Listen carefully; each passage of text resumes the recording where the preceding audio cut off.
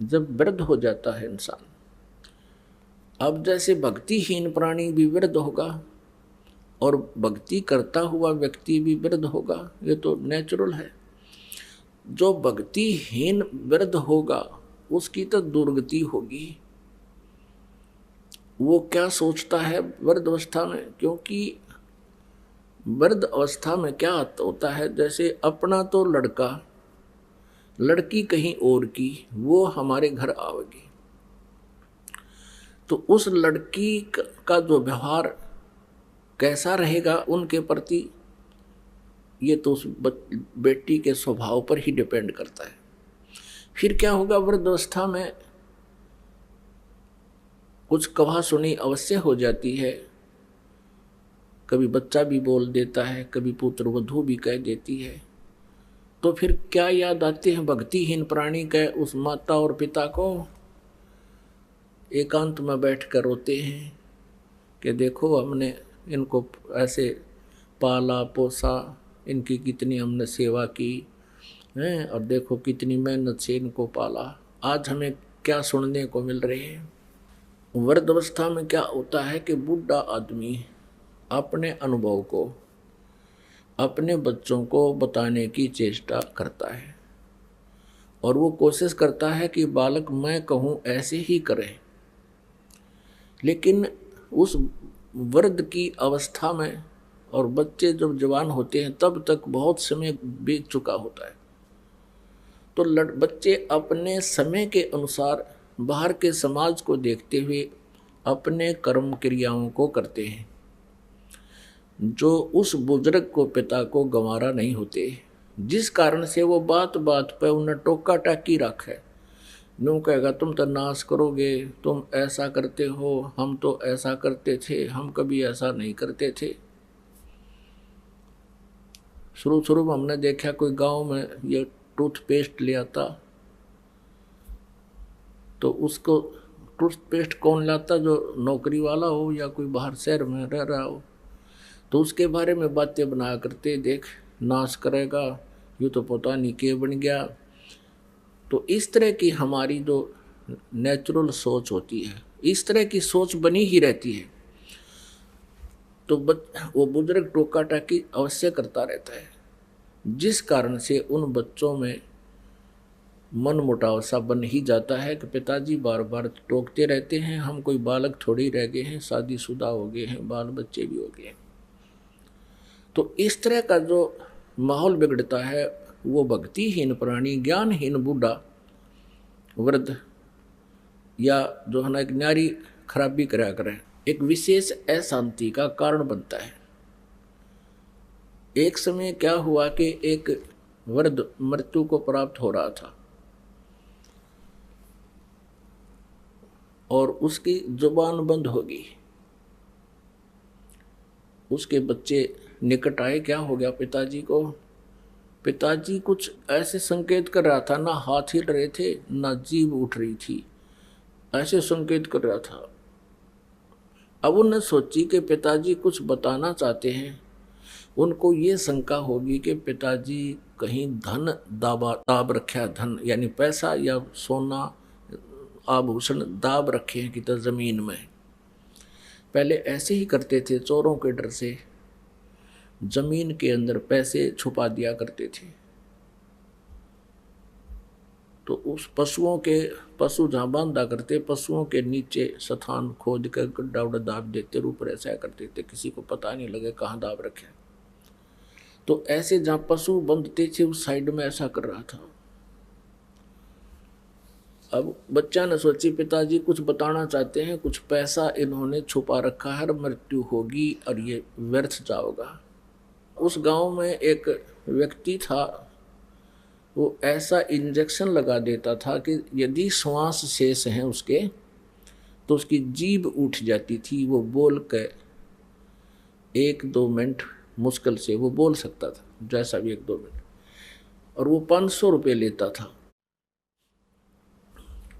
वो दौड़ के गया, एक जना उनसे लाया, डॉक्टर को बुला के कि हमारे पिताजी के वो इंजेक्शन लगा दे जिससे ये बोल पड़े। उसने 500 रुपये रखवा लिए, 500 रुपये दो पहले, 500 रुपये ले लिए, उसके इंजेक्शन ला दिया, वो बूढ़ा ठीक हो गया बुजुर्ग। तो लड़के कहने लगे हाँ पिताजी पता क्या कहो है, क्या कह रहे हो, जल्दी बताओ जल्दी बताओ। कहने लगा रहे तुम कित मर गए, यो गाय का बच्चा झाड़ू खा ली, देख देख तुम कहाँ नाश करोगे मेरा मेरे पास है, ये झाड़ू खा ली गाय के बच्चे ने। नो कह बूढ़ा तो मर गया। अब वो लड़के बोले बाबू या झाड़ू 500 रुपये में पड़ेगी तेरी, ये वो तो गया बूढ़ा मर गया। अब हमारी एक तो यह स्थिति होगी बुढ़ापे में जो भक्ति नहीं करते, हम चाहेंगे बच्चों का लाभ करें, वो होगी आनी, क्योंकि उस स्थिति बदल चुकी होती है। और जिस घर में भक्ति नहीं वहाँ कलह रहती है। परमात्मा कहते हैं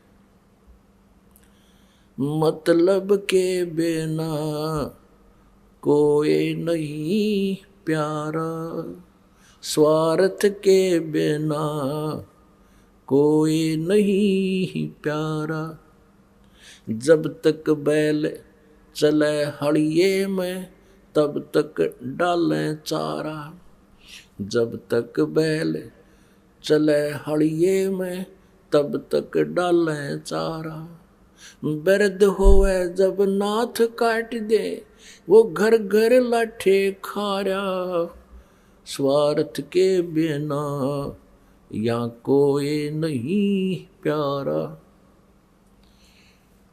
फिर क्या बताते हैं भाई, बिरध होवे जब पड़े खाट में सुने वचन खारे, बिरध होवे जब पड़े खाट में सुने वचन खारे, कुत्ते तावण का भी सुख को ना ये छाती फूकण हारे, मतलब के बिना कोई नहीं प्यारे।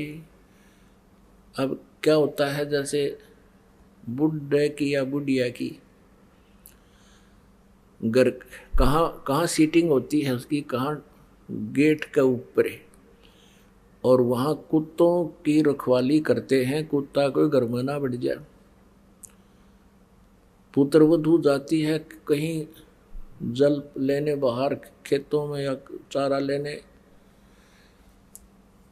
और पीछे तो कुत्ते बढ़ के दूध खराब करके, कोई रोटी खराब करके, वह पुत्रवधू आई भीतर देखा तो उसने देखा कि तो कुत्तों ने सारा काम बिगाड़ रखा है।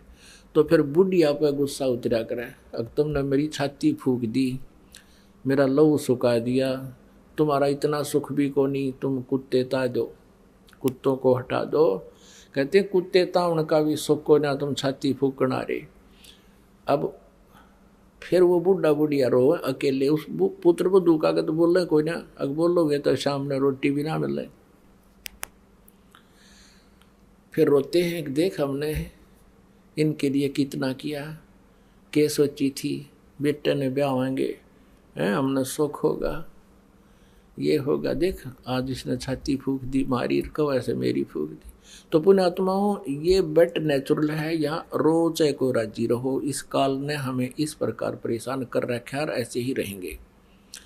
इसके विपरीत जो भक्ति करते हैं, परमात्मा का नाम लेते हैं, इस परमेश्वर की शरण में रह रहे हैं, तो उनकी स्थिति में फर्क पड़ जाएगा। क्योंकि यदि बच्चे भी भक्ति में लग जाए तो फिर तो मिनी सतलोक हो जाएगा आपका घर, ये सत्कर मान लेना। अब जैसे आप वृद्ध होंगे, बच्चे युवा होंगे, इनका विवाह भी होगा, सारे काम होंगे, ठीक है। माता पिता का स्वभाव होता है कि अपने बच्चों को अपने अनुभव अनुसार गाइड जरूर करें, उनको बताओ बेटा ऐसे कर लो, ऐसा कर लो, और वो नहीं मानते हैं कि नहीं पिताजी ऐसा ठीक है, हम ऐसा करते हैं, तो उसको ऑब्जेक्शन करने की जरूरत नहीं चाहिए। बुढ़ा अगर समझदार है तो कहना अवश्य चाहिए, क्योंकि हो सकता है कोई बात ऐसी भी हो जाए बच्चों के ना दिमाग में हो और वह बात सेट हो जाए पिता वाली माता वाली, और वो ऑब्जेक्शन करते कि नहीं ऐसे ही करेंगे, अच्छा बेटा कर लो, अपना माड़ा लेकर और करंट बदल ले, दूसरी तरफ मुँह फेर कर अपना मंत्र शुरू करते। और फिर क्या होगा कि परमात्मा की कृपा से भक्ति करने से पहले तो आपका शरीर ठीक रहेगा बुढ़ापे में, क्योंकि सारी उम्र के किए हुए पुण्य और पाप साथ तो रहते हैं युगों युगों के, तो वो बुढ़ापे में आकर फिर अपना सारा प्रभाव दिखा देते हैं। भगवान की भक्ति से फिर एक न्यारी शक्ति प्राप्त होती है, आत्मा और शरीर को कष्ट रहित भी होता है, और बच्चों के अंदर भी परमात्मा दयालु दया भर देता है, एक विशेष नम्रता आती है। वो डरते हैं मालिक से, कहीं पिता माता की आत्मा ना दुख जा, हमें पाप ना लग जा। तो उस दृष्टिकोण से भी ऐसा कोई कदम नहीं जल्दी से उठाते जिससे माता पिता को दुख हो, और उधर से माता पिता भी इतने समझदार हो जाना चाहिए इस ज्ञान से, एक बार प्रार्थना करें नहीं मान्य तक, अच्छा बेटा नो ऐसे देख लो, और फिर अपना मंत्र में ध्यान रखे। वो पिछले रंडरोने नहीं रोए, मन नू करार ना मानते हो फलाना, ये तो बकवादे हैं, ये तो काल का व्यवस्था है। इनको भगवान से दूर रखा है, मन में खरपतवार भरता रहे, इनके खुरापात बढ़े रहे, भक्ति ना करेंगे तो इस ज्ञान से वो बात बनेगी। तो ऐसे हम अपने इस जीवन को भी सुखी करेंगे, परमात्मा को भी पाएंगे। तो पुण्यात्मा, हम यहां आकर के काल के जाल में हम फंस गए, और अंत समय में हमने यहां से जब चलना होगा, आपके ऊपर एक रहम होगा यूं भी कि बुढ़ापा कंपलसरी और आवश्यक है इस भक्ति के लिए। क्योंकि जब तक आप युवा हो, ये जो दास बोल रहा है ना, एक एक वचन ऐसे समझना जैसे अनमोल और सत्य। अब तक जब तक आप युवा हो, आपको पल की चैन नहीं है, भक्ति कर रहे हो, ये आपका सौभाग्य है, ये विशेष कृपा मालिक की आप पे है। लेकिन आपको इतनी कसक नहीं है, और जो कि तो आप ये काम अपने क्रिया करते हुए, भक्ति करते हुए वृद्ध भी होगे, और वृद्ध होकर के फिर आपका शरीर भी शिथिल होगा, आपके शरीर में भी कोई छोटा मोटा ठूठा बनी रहेगी, कोई कष्ट आ गया, कभी जाड़ पड़वानी, कभी आँखें तो दिखना बंद हो जाए, नूडर रहेगा, ये भगवान का जानदा हो जाऊं, ये मालिक क्या, तो दूना भगवान याद आओगा। और फिर आपको ये वचन जो आज दास बोल रहा है, ये उसमें सारे ऐसे हो जाएंगे जैसे रजिस्ट्री कराएं पाछे पक्का काम हो जाता है। आपको ऐसे दिखेंगे कति सच्ची कहे थे उस दिन, वो तब सेट होगी आपको यह बात। और जो आज वृद्ध हो चुके हैं, भक्ति कर रहे हैं, उनके लिए तो ये आज प्रमाण हो जाएगा कि सचमुच ऐसा ही है, और वो और घनी भक्ति कराया करेंगे। तो इसलिए परमात्मा कहते हैं कि वृद्ध अवस्था आप में भी आवेगी, लेकिन उन भक्तिहीन प्राणियों वाली नहीं आवेगी। क्योंकि जो भक्तिहीन प्राणी हैं, ज्ञान नहीं मिला जिनको, वो सारा दिन उल्टे काम करें।